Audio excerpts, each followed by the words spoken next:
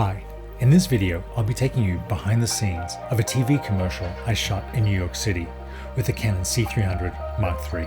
The script involved a young woman seeing New York for the first time, and the goal was to capture a sense of wonder and possibility of moving to the Big Apple and making a life there. I chose the C300 Mark III for this shoot for a few main reasons. The compact form factor, coupled with the speed and versatility of use, and the incredible dynamic range, make it the perfect tool for shooting quickly in a variety of environments. On this shoot, I was the director and cinematographer. We had a camera assistant / focus puller, as well as a second AC who was shooting BTS footage.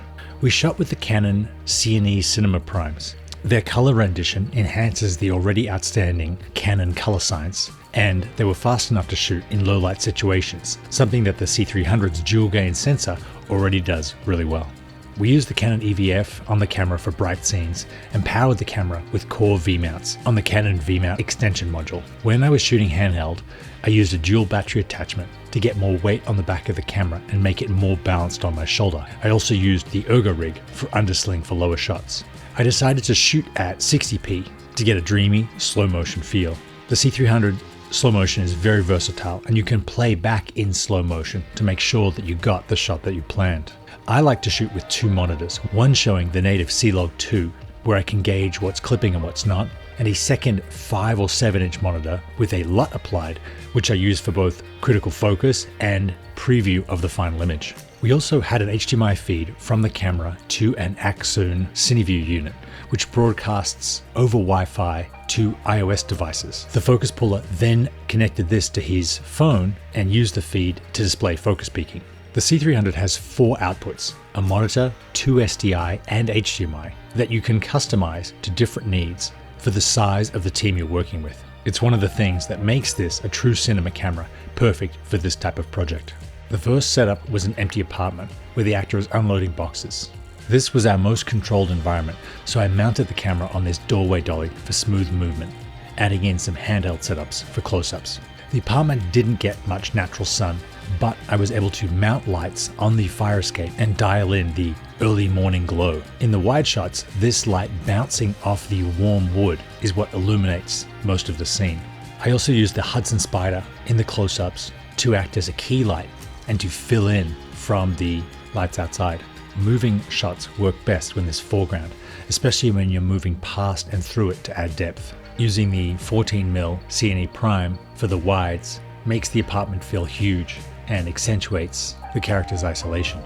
I wanted to show that parts of the city could be peaceful and reflective as well, because when you're surrounded by 20 million people, those moments are even more impactful. Having the actress run through Washington Heights in the early morning was a good way to show that. We got to the High Bridge at late afternoon and got several establishing shots, both with a tripod and handheld. It turned out to be the peak commute time, and a lot of people were racing scooters and other vehicles across the pedestrian bridge, so we had to pick our moment. Shooting slow motion and using the camera's inbuilt stabilization makes handheld shots like this no problem at all, even for a larger, heavier rig. We used a small reflector to give the actor an eye light, and even in harsh sun, the high dynamic range creates a beautiful image.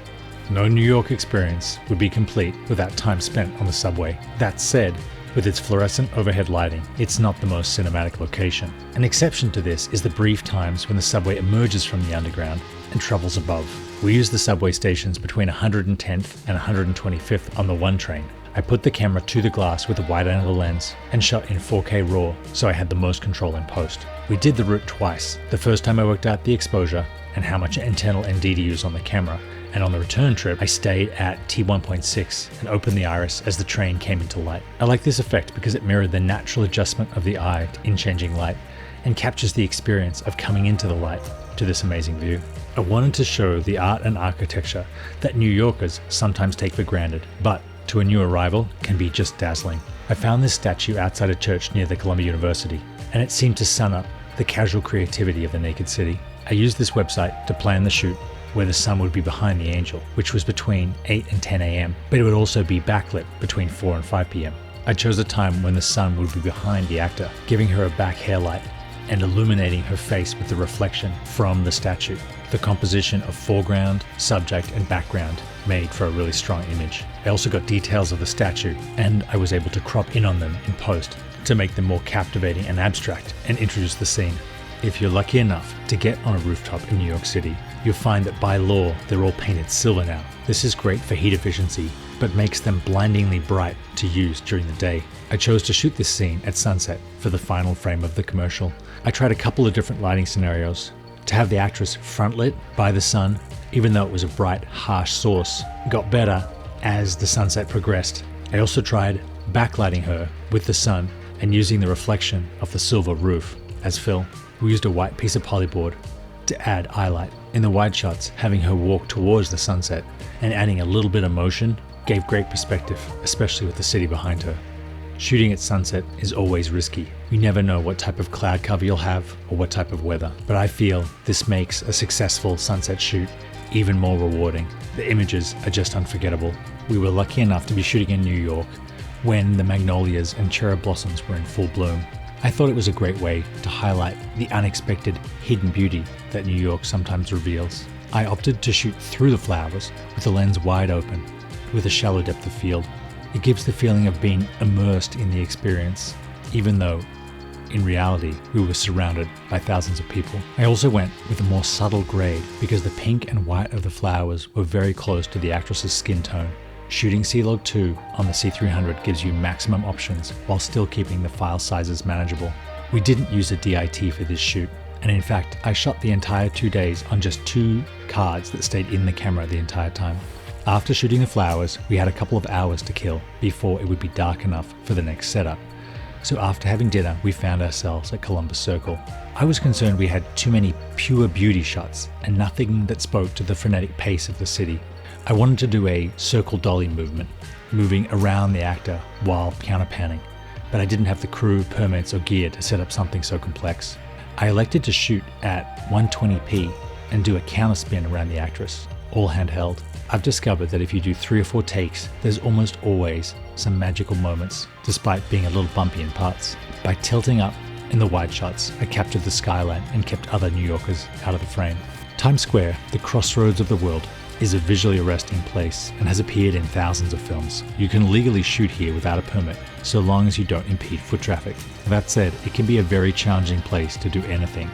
Between the street performers chasing tips, random cyclists, and the constant flow of tourists, it can be very difficult to orchestrate any kind of shot. I found that the constant shifting of lights and the huge LED screens in the eyes of the actress to be the most compelling image.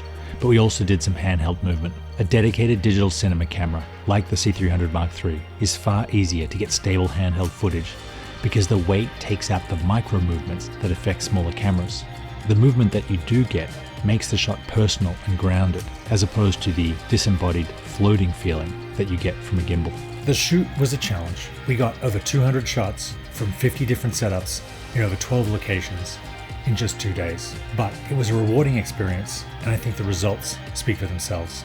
The Canon C300 Mark III makes a new style of shooting possible, where the only limit on what a film can be is ingenuity and imagination.